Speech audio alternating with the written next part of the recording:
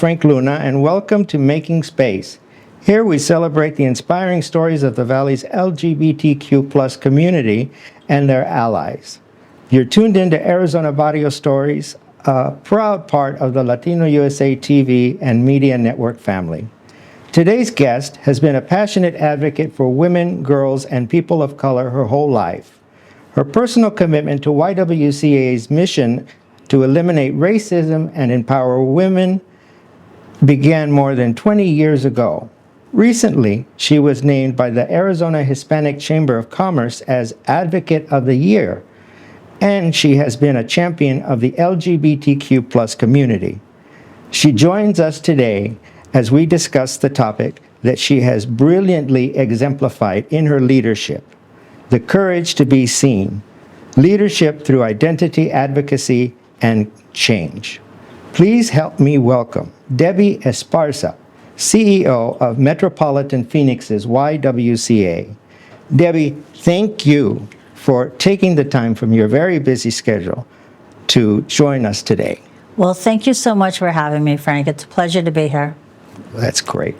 Debbie, in preparing for our interview today, I was in awe to learn what an amazing career you've had. And what stood out for me over all the years is your steadfast dedication to the community, not only here in Arizona, but leading back to your beginning days in your native California. So why don't we get started in talking about that and your beginnings in California? So that said, tell us where you were born and raised, what kind of things interested you as a kid in school, and where you went to college. Thanks for that. I was born in Los Angeles, California, many years ago. But I grew up primarily in a suburban neighborhood in LA County called Lakewood, California. Okay. And my family lived in that area most of my life. And then as an adult, I lived in Long Beach. But the things I remember enjoying as a kid, were I did enjoy school very much, both English and math. And I also remembered, this is silly, but I liked riding my bike, and I liked playing games and sports and moving around. Yeah. Can't do that anymore, but I used to love that as a kid.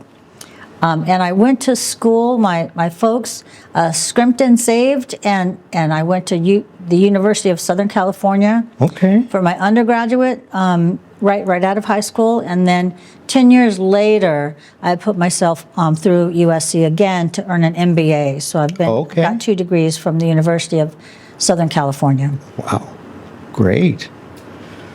Well, your commitment to the mission of YWCA began over 25 years ago, and you've had successful positions in banking, academia, consulting, and even the nonprofit arena throughout your career. But you've said that as CEO of the YWCA, you've been able to be your most full self. Describe what that means to you. Thanks for that. I love that question.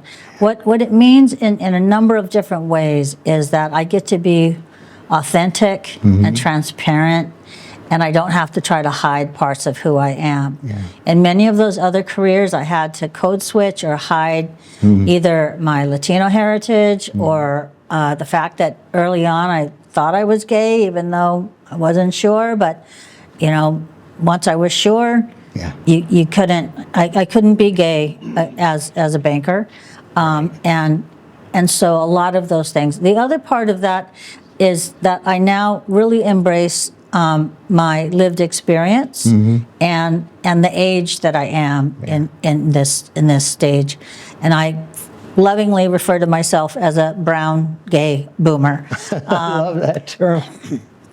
It's great. Advocacy for racial and gender equity has been central to your work for a long time. So the first part I want to find out from you is, what are some of the biggest challenges you faced in advancing these causes?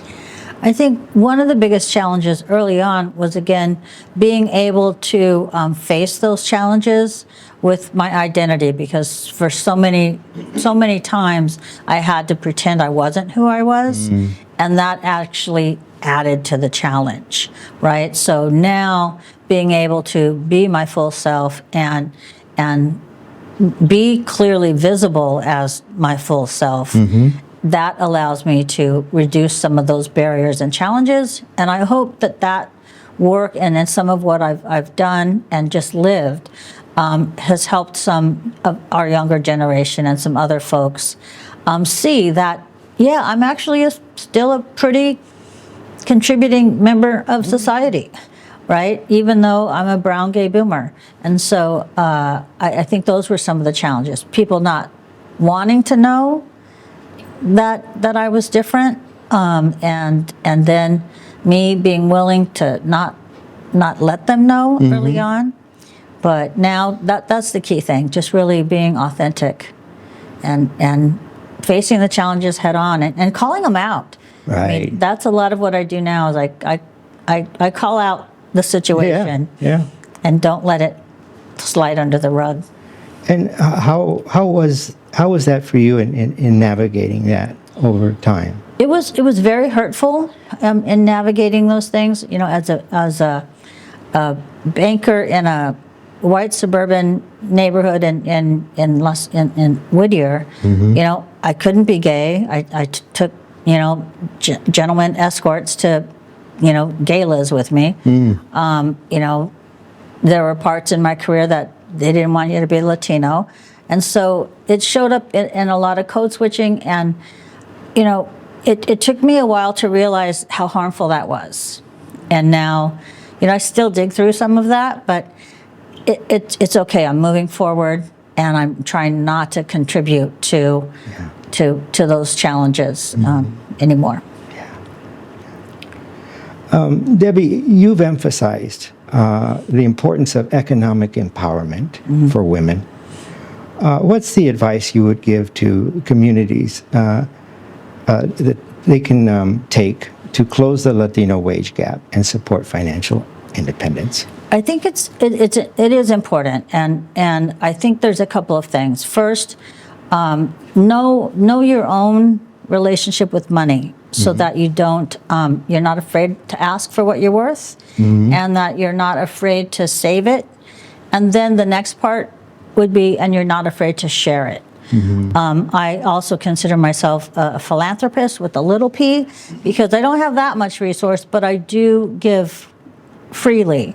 I give to organizations that support women and girls, people of color, and our LGBTQ community. So my values show up in my philanthropy, but that's also part of that economic piece, that I not only ask for a wage that I deserve. Yes. I save money. I've saved ever since I was a young professional. And then I now give money away that meets my values. And that's a way I can contribute to the cycle of economics for our communities. That's key. And then I think for employers, just being fair, right?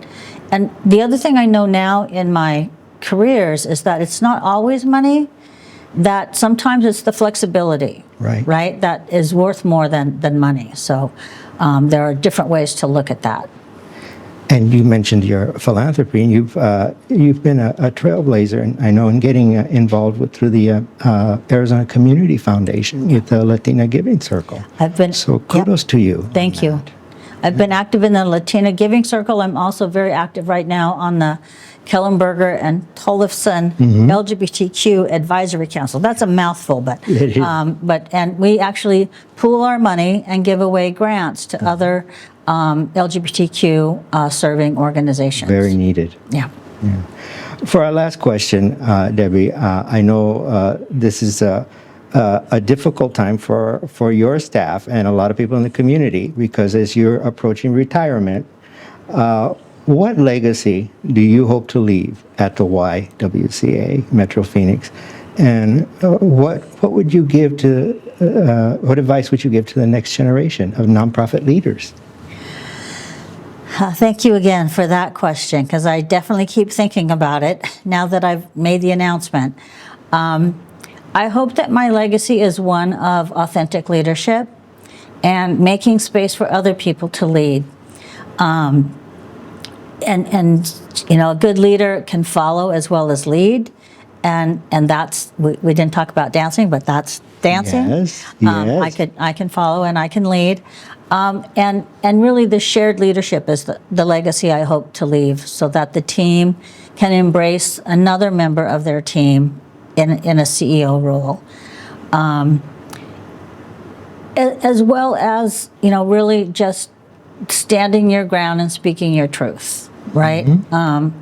I hope that my team and our board have that to rely on as they go through the next, moving the YWCA to the next level, right? I think I'm going to be looking forward to seeing that materialize.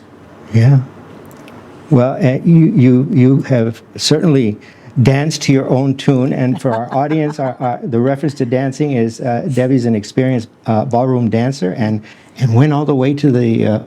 I did dance. It was way back in 2018. Right. I danced at the Paris Gay Games Yeah. in ballroom dancing, and I danced with my female instructor in waltz, tango, foxtrot, quick step. That's awesome. Yeah, I had so much fun. I So bet. much fun. That was definitely a bucket list item. fabulous. And so now I get to start a new bucket list there you in go. my retirement chapter. You have to. You have to. Yeah. Well, I know you're not going to be far, so we're not going to say goodbye or anything like that. Nope. But you have made your mark, Debbie Esparza, and you're a role model and inspiration for all of our young and up-and-comers generation. Thank you so much. Yeah, Thank so you so thank much you for having for me. being here again and sharing your wisdom with the audience and just for everything you've done. Thank you. It's truly my joy to share. you. Thank you. Well, folks, that's all for our installment of Making Space today, and we'll look forward to seeing you next time.